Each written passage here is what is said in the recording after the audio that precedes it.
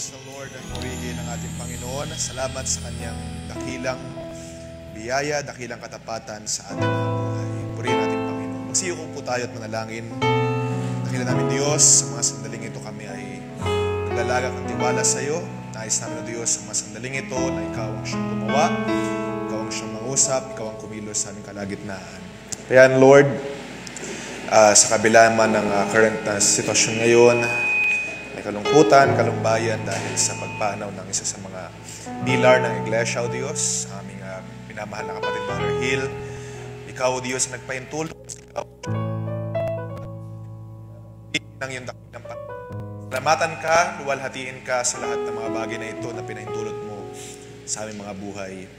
So Diyos, sa mga sandaling ito, walang ibang kaming desire, katulad ng aming kapatid na nauna na, O Diyos. Wala siya ibang desire kundi maparoon sa iyong presensya sa kabila man ng panghihina ng kanyang katawan, mga karamdaman. O Diyos, binigyan mo rin kami ng ganitong kagalakan na kami magtipon-tipon sa iyong salita, magtipon-tipon sa iyong gawain, bigyan ng panahon ang pag-meditate sa iyong mga salita. Katulad ng ginawa mo sa aming kapatid, O Diyos, kung paano ka nangusap sa kanyang buhay, paano ka gumawa at kumilos sa kanya at naranasan niya na simula nung siya tumanggap sa iyo, Diyos, hindi na siya tumalikod pa, hindi na naghanap ng ibang pupuntahan pa, kundi binigay niya ang kanyang buong buhay sa iyo hanggang sa kanyang huling hininga. Narito, O Diyos, kami, karamihan dito ay binubuo ng mga kabataan. O Diyos, ang aming dalangin, ikaw ang siyang gumawa at kumilos, bayaan. Sa gabing ito, ay bigyan mo kami ng kagalakasan, ng kagalakan na nagmumula sa iyong presensya. Bigyan mo ng kaaliwan, lalong-lalo na, O Diyos, ang aming mga kapatid, Sister Mai, Sister Virgie. Ikaw, O Diyos, ang siyang magbigay ng kalakasan sa kanila, kaaliwan sa Espiritu Santo. Bigyan mo sila, O Diyos, ng pagkatagumpay na nagmula sa iyo. Sapagkat ikaw, O Diyos, ang siyang source na lahat ng bagay na ito. Hindi ka magpahintulot ng mga bagay, ng mga pagsubok na hindi namin kaya. Kaya, O Diyos, sa mga sandaling ito, nagtitiwala lamang kami sa iyo at sa tapos mo nang ginawa. Pagpalain mo, Diyos, ang mga munting salitang aming bubuksan, pagbabulay-bulayan sa mga sandaling ito. At ikaw lamang siyang maluwalhati, madakila sa aming kalagitnaan. May balik lamang sa iyong papuri, pagdakila, sa tanging na pangalan, Panginoong Kristo, Jesus. Amen and amen. Praise the Lord. Maaari po ba natin palapakan natin, Panginoon? Purihin ang ating Panginoon at so, hindi ko na kayo patayuin pa. So, magandang gabi sa lahat. At I hope na tayong lahat ay maayos ang pakiramdam despite ng mga kalungkutan at narito ang bawat isa. So, supposed to be ay gawain din ng mga kabataan pero naniniwala ako ng lubos na tayong lahat ay nagagalak na magkaroon ng pag-uusap sa salita ng ating Panginoon sa gabing ito. So, mapagpalang gabi po sa bawat isa at medyo nakakabigla, nakakashock ang mga pangyayari. At gayon pa man, we have to press on, we have to look sa mga bagay na gagawin pa ng ating Panginoong Kristo Jesus.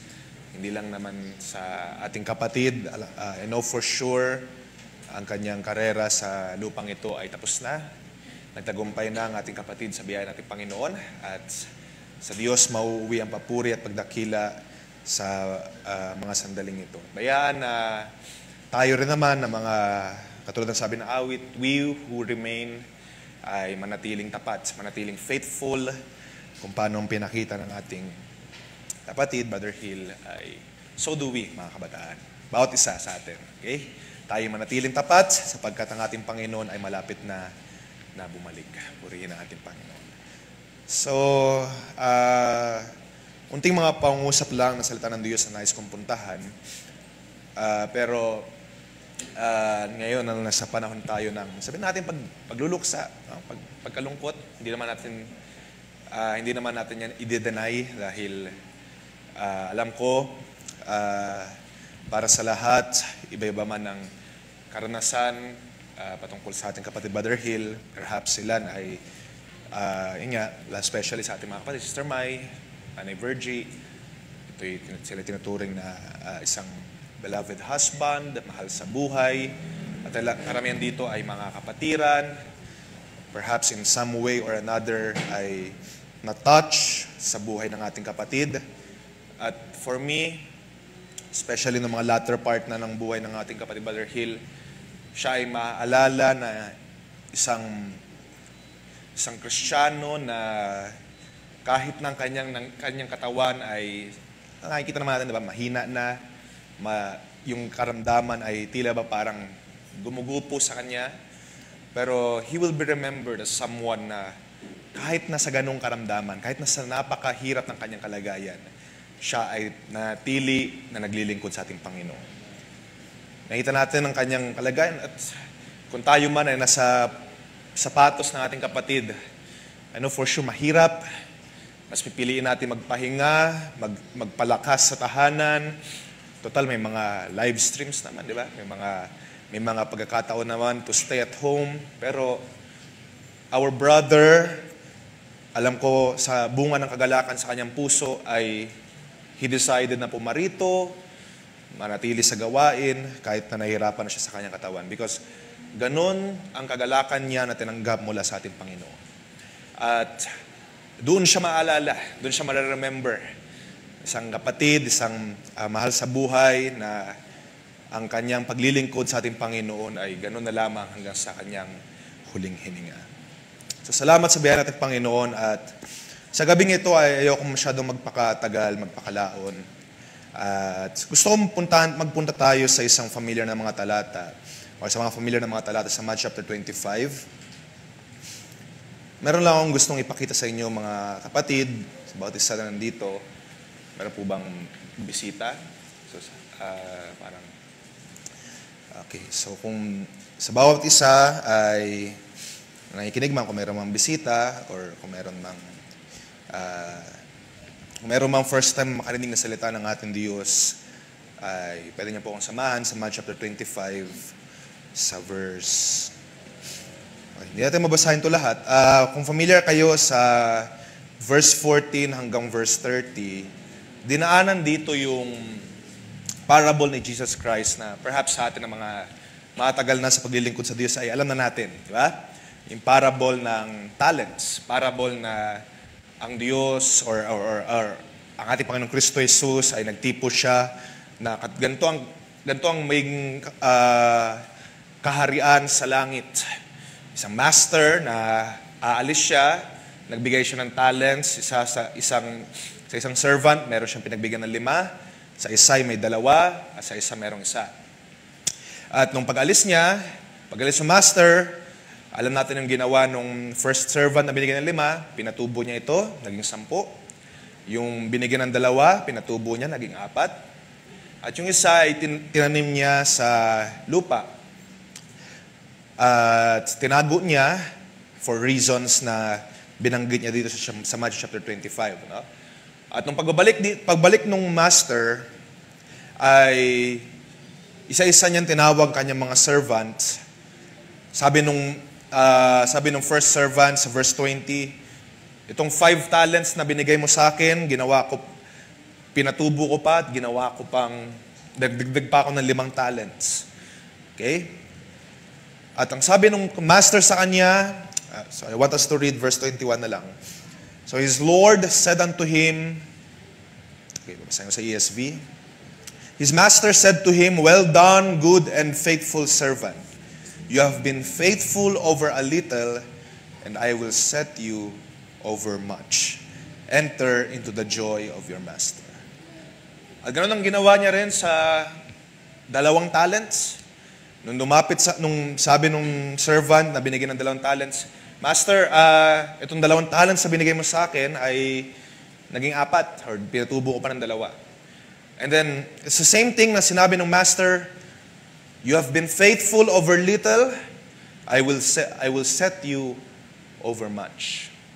At alam natin yung isa, diba? Yung isa na tinabi ng niya, hindi nalugod ang Master sa kanya. At siya ay, sa madaling salita, hinatulan sa paghihirap with weeping and gnashing of teeth. At bagaman familiar tayo dito sa parable na ito, at ang highlight doon actually, yung hinighlight doon ng ating Panginoong Kristo Jesus, yung servant na hindi pinatubo ang kanyang talent, no? Hindi niya inalaga or hindi niya in-increase ang kanyang talent. Gusto kong bigyan pansin sa gabing ito, sa ilang mga minuto lang. Gusto kong pansin natin yung dalawa. Okay? Yung dalawang nabigyan ng talent.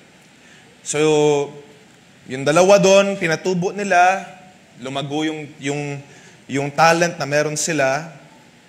Yung 5 ay binigyan siya ng 5. Okay? Binigyan siya ng marami. At dumoble. At ang sabi ng master sa kanya, you have been faithful over a little. Okay, bagaman sabi natin, hindi ganong little yun, kasi 5 yun, marami yun. Pero, master said to him, you have been faithful over a little, I will set you over much. Pero, hindi magiging rason, or hindi dahil marami yung binigay ng master sa kanya, kaya tumubo yung kanyang talent. Okay? Kasi pwedeng sabihin, kasi dahil 5 yung binigay dito sa aliping ito, yung isa natakot kasi baka hindi tumubo. Yung 5, for sure yun, kahit na matalo siya doon, at least baka tumubo ba siya ng 3 o 2. Pero pinakita dito, o sinusugan ng parable, nagdagdag pa yung isang scenario na yung isang servant na binigyan ng 2. Okay? So, hindi nagmamatter dito kung gaano talaga karami. Gaano karami, o gaano kaunti ang bibigay sa iyo. At sa 2 servant na yon, doon sa binigyan ng 5 at sa binigyan ng 2 talent, isang bagay lang or parehas na bagay lang ang sinabi ng master sa kanila. You have been faithful over a little, I will set you over much. So, gaano man karami, gaano man kaunti ang binigay, ang sabi lang ng master sa kanila, you have been faithful over a little, I will set you over much. So gusto kong umikot tayo doon. Yun yung pinakapag-uusapan natin. You have been faithful over a little, I will set you over much. At gusto kong tingnan natin sa ating buhay. No? Hindi naman tayo lahat mayaman. Hindi tayo lahat or ilan sa atin dito, by the grace of God, mayaman. Ilan sa atin dito ay may pera, ilan wala. Ilan malakas. Ilan ay merong mga karamdaman na nagpapahina sa kanilang mga katawan. Ilan ay may mga pinag-aralan. Okay? Hindi naman sinabi sa Bible na tatawag ang Diyos ng puro walang pinag-aralan. Meron din naman, may mga ilan. So ilan may mga pinag-aralan, ilan ay hindi nakatapos. Pero it does not matter. Pinagkalooban tayo ng Diyos ng iba't ibang mga karanasan, ng mga buhay, mga opportunities. Iba't iba tayo ng sirkumstansya. Ilan nag-drive ng sasakyan. Ilan ay katulad ng ating kapatid, yung kanyang tricycle. Memorable pa rin saan. Kahit nung bata ako, memorable yung tricycle. Okay? So, hindi lahat tayo ay, bagaman tayo ay iba-iba na mga kalagayan. Ilan ay mayaman, ilan ay hindi, ilan ay maraming pera, ilan ay hindi, ilan ay malakas, ilan ay hindi, ilan may pinag-aralan, hindi. Pero, kumpara sa pagmamayari ng ating great master, ng ating Panginoong Kristo Jesus, na siyang head over all sa ating lahat, kumpara sa kayamanan ng ating Panginoon, kumpara sa riches, kumpara sa katalinuhan, kumpara sa kalakasan na meron ang ating Diyos, lahat ng mataglay natin ay little lang. Diba? Unti lang yan. So, hindi tayo makapagmalaki na, mayaman ako. O ikaw, hindi. Dahil, kumpara sa kayamanan na meron ng ating Ama sa Langit, kumpara sa katalinuhan na meron ang Ama sa Langit, kumpara sa kalakasan, okay? Ilan sa atin ay makapagsabi, matanda na ako, mahina na ako. Ilan karamihan dito, mga bata pa, malakas pa sila. Pero, sa totoo niyan, kumpara sa source ng kalakasan ng ating great master, maliit lang yan. Unti lang yan. Limited lang yan. It's just little compared sa kung anong meron ang ating master. Nakuha ninyo mga kapatid, kung anong meron tayo sa mundong ito, sa totoo nga niyan, sabi sa nasulatan, wala tayong pinaglay sa mundong ito ng sa ating sarili. Di ba? I think sa isang awit yun. No? Quote ng isang awit, sabi doon, lahat ng mga bagay, every strength I have, Every good na ating ginagawa ay hindi nagmula sa ating sarili, kundi nagmula sa ating Diyos. Mga resources na meron kayo, mga kalakasan na meron kayo, yung buhay na meron kayo, meron tayo, yan ay nagmula sa ating Diyos. At kumpara sa source, kumpara sa great source, yung kalakasan mo, yung katalinuhan mo, yung kayamanan mo, yung resources mo, kumpara dun sa source, maliit lang yan. Okay? That's small. Yung ating kalakasan, limited. Sabi nga sa Isaiah, di ba? Even the youths shall faint and be weary.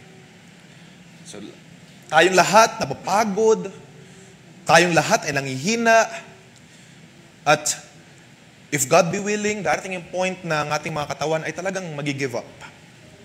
No? Itong buhay natin na meron tayo, I would say, this life that we have in the flesh, whether tayo ay, we have faith na ang ating Panginoong Kristo Jesus makakasama natin together in the clouds, or whether tayo ay datnan na matulog, mauna, whether on those things, ang ating buhay dito sa lupa ay limited. Okay? Do you agree on that? Whether tayo ma-rapture, or whether tayo ay mauna, ang ating buhay sa lupa ay little. Limited. Ang ating buhay, or wala tayong big life ahead of us.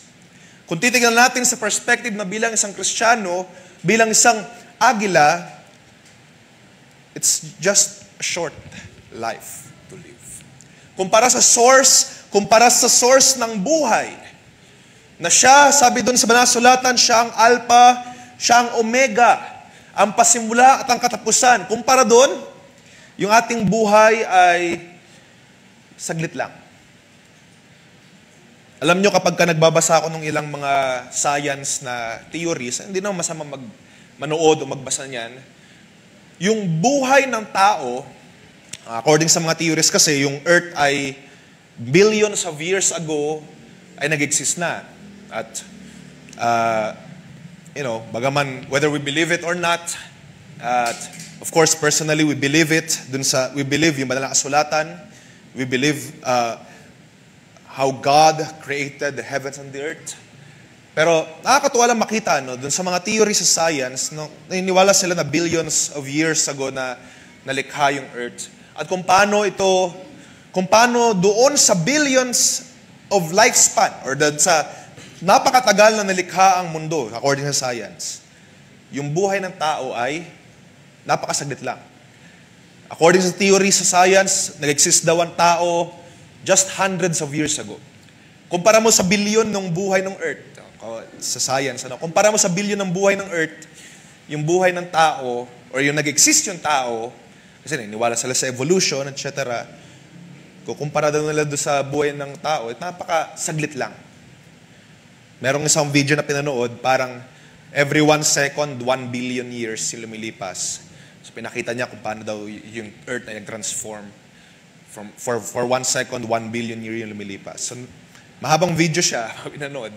Tapos yung buhay ng tao doon parang kislap lang. Kasi according sa nila, 100,000 years lang, hundreds of thousands of years lang nag-exist yung tao.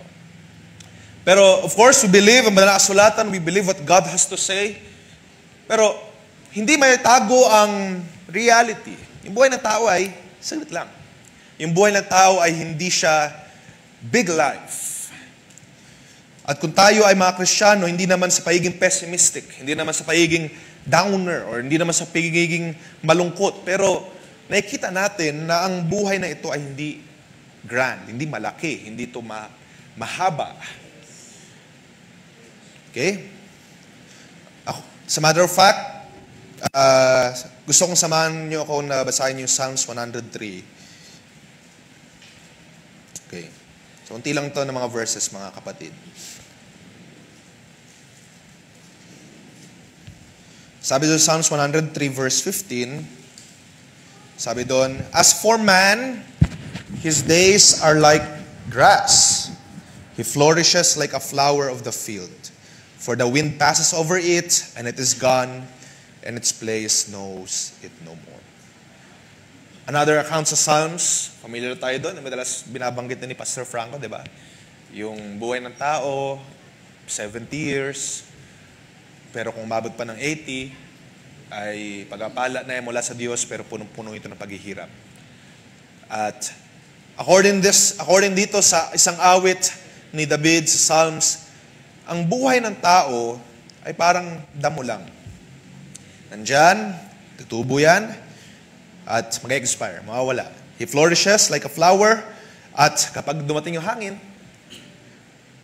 it's gone. Parang mist ang buhay ng tao. It's limited. At kung sa paningin ng ating Diyos, kung tayo ay, or kung kumpara sa paningin ng Diyos, tayo ay mga alabok lang.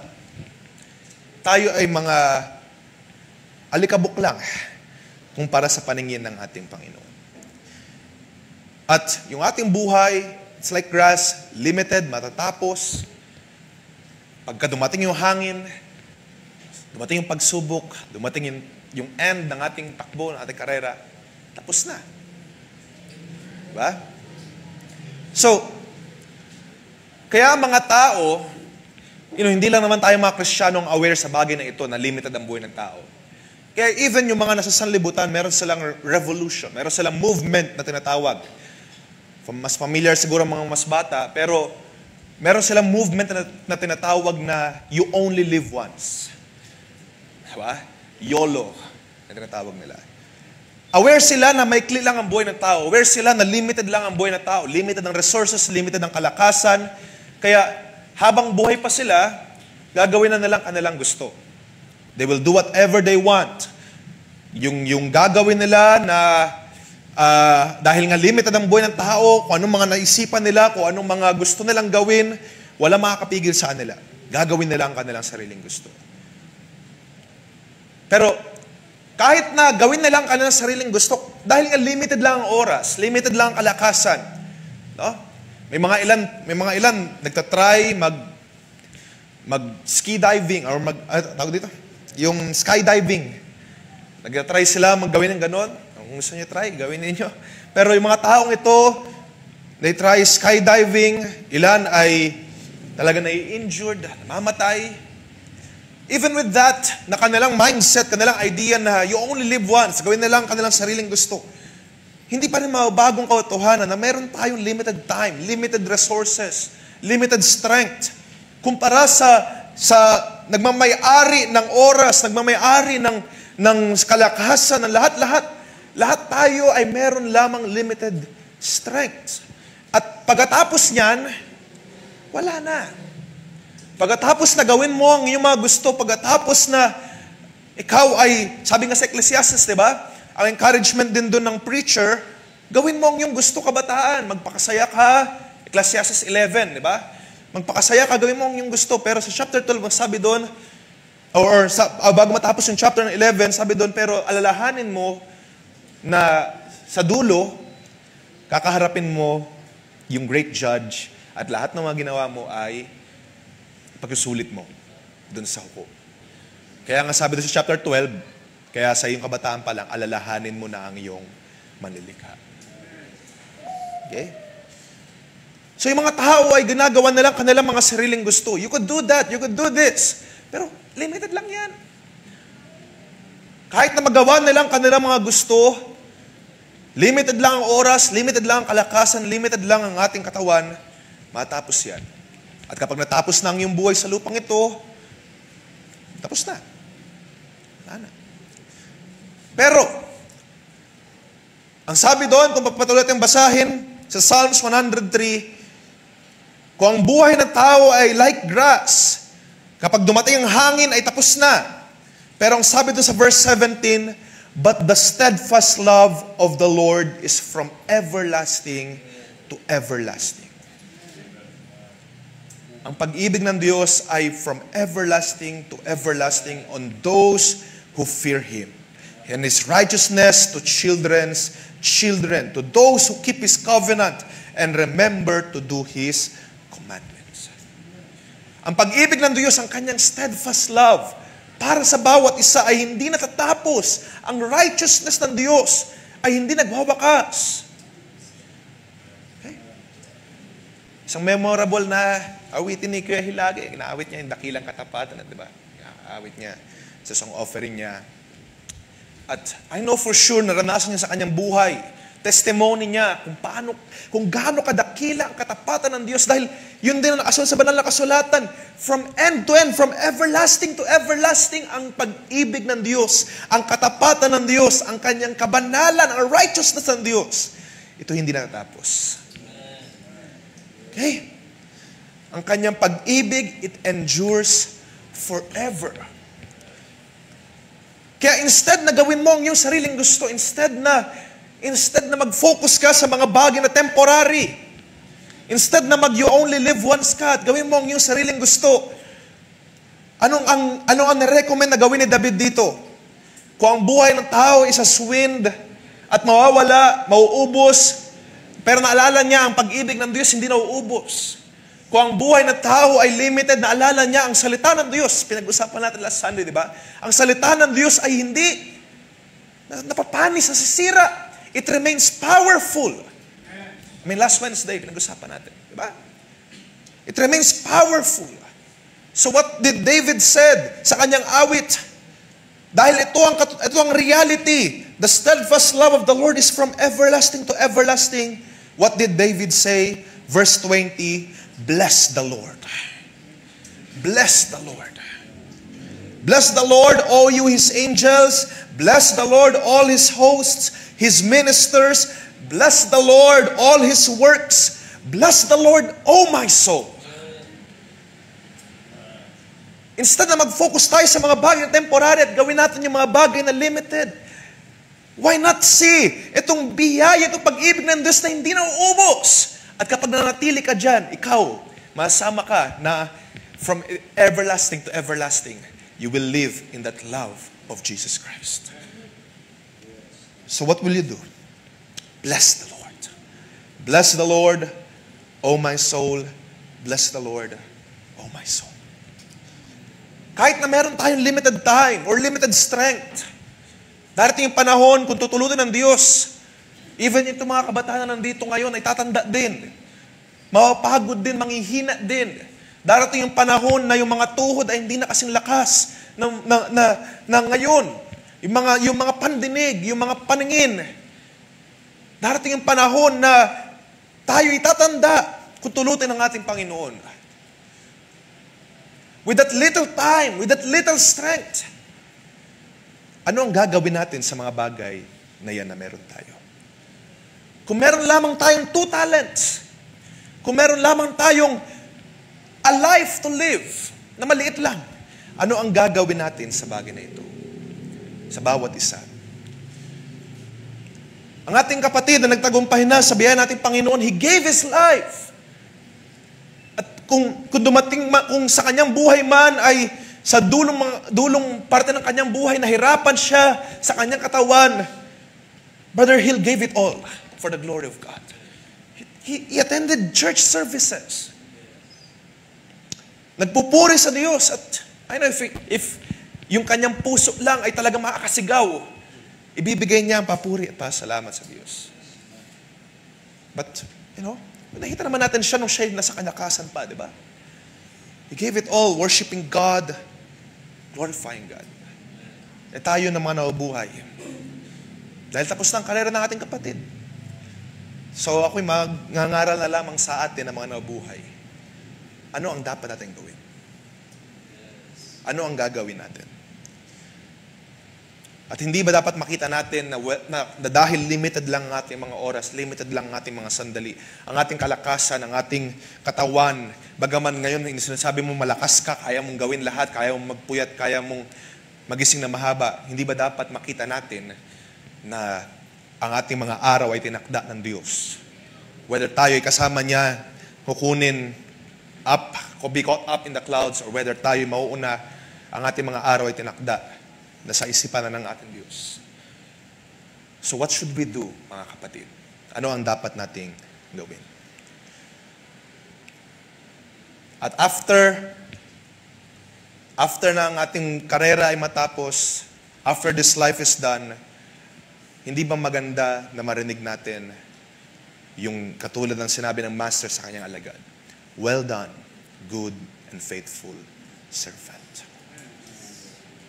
Ang ating kapatid, Brother Hill, hindi man marami ang kanyang resources, ang kanyang trusty na tricycle, mula noon hanggang ngayon, kanyang gamit, ang kanyang trusty na tahanan, okay, ang kanyang buhay, ang kanyang katawan, bagaman ito'y limited or little, ito'y sa paningin ng Diyos, He did a well done, good job. At nung naniniwala ako ng lubos, pag siya'y nandun na, or nung pagpasok niya doon, he is greeted, well done, good and faithful servant. Nang sabi doon sa ating binasa kanina, you have been faithful over a little, I will set you over much. Naging tapat siya sa maliit, naging tapat sa mga simple, sa kapayakan ng buhay. Ngayon, I will set you over much. At hindi ba yun din ang ating dapat i-aspire, mga kapatid? Kahit naman sa biyaya ng Diyos kayo may mga resources. Kahit naman sa biyaya ng Diyos kayo may mga pinag-aralan. O kahit naman sa biyaya ng Diyos may mga sasakyan kayo na maayos. Sabi ko nga, it's little kumpara sa pagmamayari ng Diyos. At hindi ba dapat sa ganyang mga resources mas maging tapat tayo? Mas maging accountable tayo? Mas maging ang ating buhay ay pamuhay natin accordingly sa ating Panginoon. Tapos sa ating kapatid, nandun na siya, tatapos na ang kanyang karera. He is greeted, you have been faithful over a little, I will set you over much. Sa Hebrews chapter 6 verse 10, okay, couple of verses na lamang po. Sabi doon, his labor, okay, basahin natin. For God is not unjust so as to overlook your love, your work and the love that you have shown for His name in serving the saints.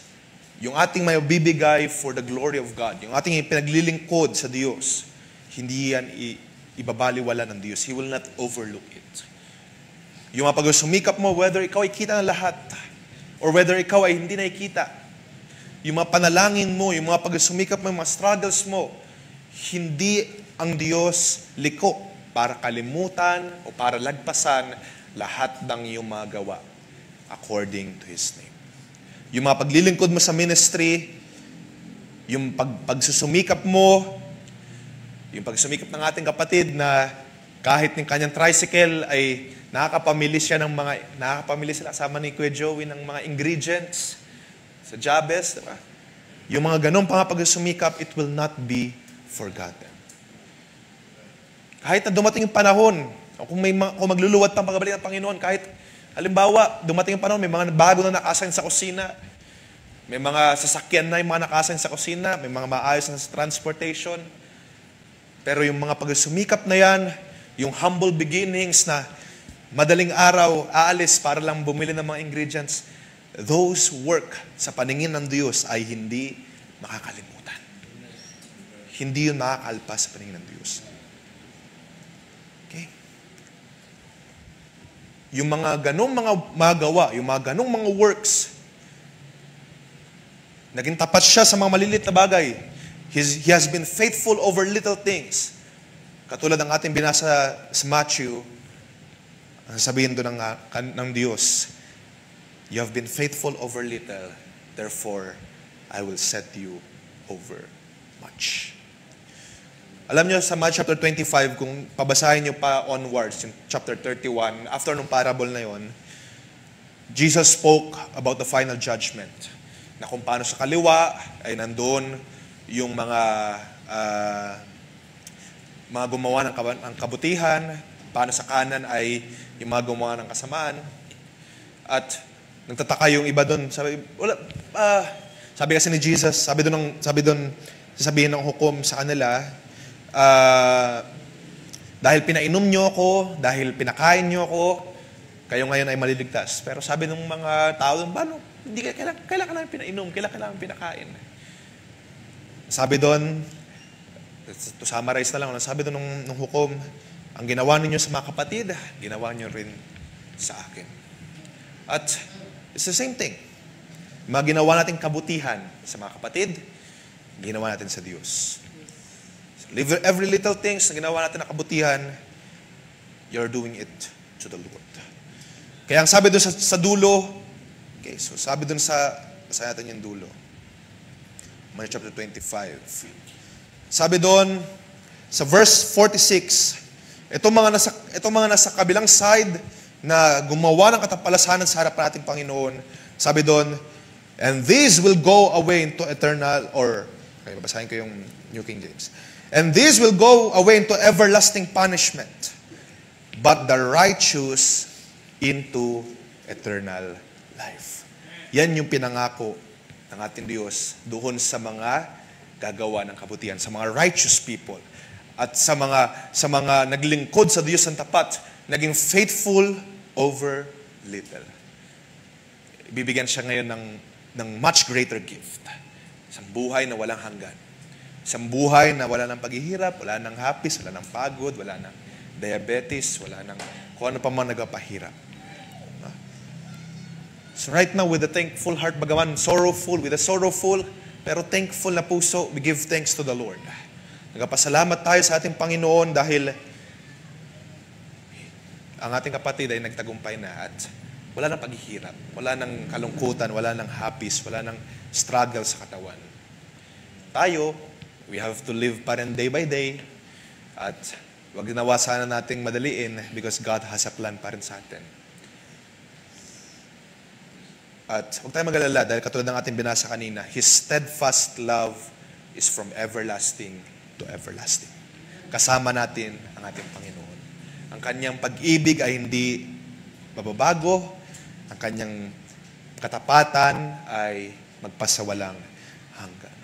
So tayo naman ang mabuhay, sapagkat itong mga salita ng Diyos ay para na lamang sa atin naman ang mabuhay, or para sa inyo ngayon na nakikinig, what is our main goal sa buhay na ito? Pinagkalooban tayo ngayon ng Diyos ng little things. Salamat sa Diyos, mayroon tayong mga resources, may hininga tayo, it's a little life, it's a little strength, it's a little resources na meron tayo. What will we do sa mga bagay na ito? You can do whatever you want. Katulad ng sabi sa Ecclesiastes, gawin mo ang gusto mo. Pero tandaan mo na lahat ng mga bagay na gagawin mo, ihaharapin mo on the judgment day. Pero now, bilang mga Kristiyano, nakikita natin ngayon, we are looking at a bird's eye view. Nakikita natin ang dulo ng paggawa sa mga bagay sa mundong ito ay destruction. Anong gagawin natin? Ngayon. Katulad ng sabi ng awit, make it count. Bigyan natin ang ating buhay sa ating Panginoon. Sulitin natin ang pagkakataon. Redeeming the time. Make the best use of time, sabi sa isang translation. Because the days are evil. Couple of verses na lamang po sa James chapter 1 as we conclude yung ating pag-uusap sa gabing ito. Sa verse 11, sabi doon, for no sooner has the sun risen with a burning heat than it withers the grass. Its flower falls and its beautiful appearance perishes. So also the rich man will also fade away in his pursuits. Kung mayaman man tayo sa mundong ito, maraming ka mga resources, may katalinuhan ka, may wisdom ka, kung paano ang araw ay sumisikat sa damo at ito'y nawi-wither, kung paano ang bulaklak ay nalalanta at nawawala yung kanya kagandahan, ganun din ang tao. Yun yung reflection ni James dito. Ganun din yun, yung buhay ng tao. So the rich man will also fade away in his pursuits. Pero, sabi dun sa verse 12, blessed is the man who endures temptation. For when he has been approved, at paano siya ma-approve, di ba? Mapapatunayan yung kanyang pananampalataya through many trials, through many tribulations, he remains standing. He remains standing on that solid rock, which is Jesus Christ. For when he has been approved, sabi dito, he will receive the crown of life which the Lord has promised to those who love Him. Amen. Yun yung pag-asa, mga kapatid. So kapag tayo ay namatayan, na wala na mahal sa buhay, hindi tayo gapian na para bang natin sila may kita pa muli. Merong pag-asa, merong blessed assurance na ang ating Panginoong Kristo Jesus ay kasama natin, na sila na mga mahal natin sa buhay, may kita natin sila someday. Papahinga lang sila, babakasyon lang. Yun yung ating pangahawakan. At naniniwala ako ng lubos ang ating mga kapatid ay Sister Mai, Sister Virgin, naniniwala ako na paaluin kayo ng Diyos on these promises. Na ang ating kapatid, he has already received the crown of life. Because he remained steadfast. He endured temptation. He remained steadfast through many trials, through many challenges ng kanyang buhay. Natapos na ang kanyang karera. At siya ay nagtagumpay na. Another verse na gusto kong basahin, 1 Corinthians 15. Okay. So, verse 50. Dito na tayo magtatapos. Now this I say, brethren, flesh and blood cannot inherit the kingdom of God, nor does corruption inherit incorruption. But I tell you a mystery, we shall not all sleep, but we shall all be changed. Sinong umahawak pa rin sa ganyang pangako? Do you still believe on that promise, mga kapatid? I know for sure, ang ating kapatid, Brother Hill, he is holding on to that promise. Si Pastor Franco, ganun din yung kanyang pinangahawakan. Yung tatay ko, ganun din ang pinangahawakan. At yung mga mahal natin sa buhay, yung pinangahawakan nila. Hindi na sila matutulog, but we shall all be changed. But of course, great ang plano ng Diyos. Nauna sila. They have slept, pero they are rejoicing there together with our Lord Jesus Christ. Pero as for we na mabuhay pa, God has a plan pa rin para sa ating lahat. Ito yung mystery na inire-reveal ngayon. We shall not all be asleep. We shall not all sleep, but we shall all be changed. In a moment, in the twinkling of an eye, on the last trumpet, for the trumpet will sound, and the dead will be raised incorruptible, and we shall all be changed. Kasama nila, na mga nauna na, we shall all be changed. For this corruptible must put on incorruption, and this mortal body must put on immortality. So when this corruptible has put on incorruption, and this mortal has put on immortality, then shall be brought to pass the saying that is written, death is swallowed up in victory. Sabihin nun, maging reality. Yung salita na sinabi dito, death is swallowed up in victory. On that day, na ang ating mga corruptible body ay papalitan na ng incorruptible. Yung ating mga mortal na katawan ay magiging immortal na katawan. Because that is true. And sabi sa mga kasulatan, hindi nagsisinungaling ang Diyos. Sabi sa verse 55, O death, where is your sting? O Hades, O hell, where is your victory? The sting of death is sin, and the strength of sin is the law. But thanks be to God who gives us the victory through our Lord Jesus Christ. Therefore, my beloved brethren, ito yung iniwan ni Pablo at iiwan ko rin sa inyo lahat. Dahil merong tayong victory through our Lord Jesus Christ. At ang ating kapatid, despite na nandyan siya ngayon, papahinga. At it may seem na sa paningin ng sanlibutan, natalo siya sa karamdaman, nag-aapi siya. No! He has already received the victory na nagmumula sa ating Panginoong Kristo Jesus. So as for we, my beloved brothers and sisters, sabi sa verse 58, be steadfast, be immovable, always abounding in the work of the Lord, knowing that your labor is not in vain in the Lord. Mga kapatid, ang inyong mga little things na ginagawa, yung kalakasan na meron kayo with your little strength, with your little time, with your little efforts, with yung kakayanan natin, kung whether ikaw merong 5 talents or 2 talents man, doesn't matter. Just give your all sa ating Panginoon. At naniniwala ko, yun yung naging buhay ng ating kapatid, Brother Hill. And he has done it. Dumoble ng kanyang 2 talents na tinanggap o 5 talents na tinanggap nating kapatid. Naging 10 na yon.